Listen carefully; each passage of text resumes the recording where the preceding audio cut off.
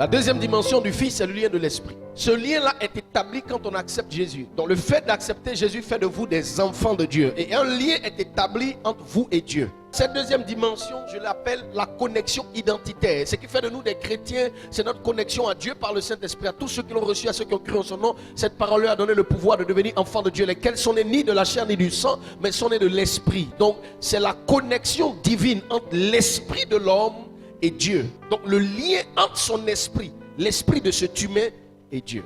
Il faut comprendre que dans ce lien entre l'esprit de l'homme et Dieu, il est attaché aussi une capacité et une qualité d'héritage. Il dit béni soit l'Éternel Dieu qui a fait de vous des fils d'Abraham en Jésus-Christ, de qui vous êtes cohéritiers. En naissant de nouveau, notre lien avec Dieu est par notre esprit.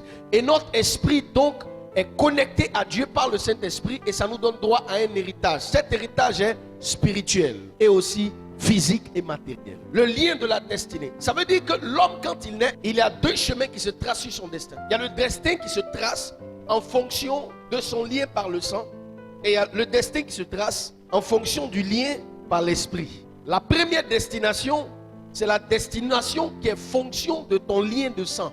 La deuxième destination, c'est la destination qui est fonction de ton lien avec Dieu. Donc il y a un projet que Dieu a tracé pour toi. Il y a un projet qui a été tracé pour toi par l'hérédité. Le projet qui a été tracé pour toi par l'hérédité, c'est tout ce que tu peux constater dans ta famille. Peut-être que les femmes sont intelligentes, tu es aussi intelligent, mais en même temps les femmes ne se marient pas, donc tu n'es pas marié. Les hommes sont très courageux, donc tu es aussi courageux, mais les hommes ne réussissent pas longtemps. Quand ils réussissent, c'est pour un coup de temps.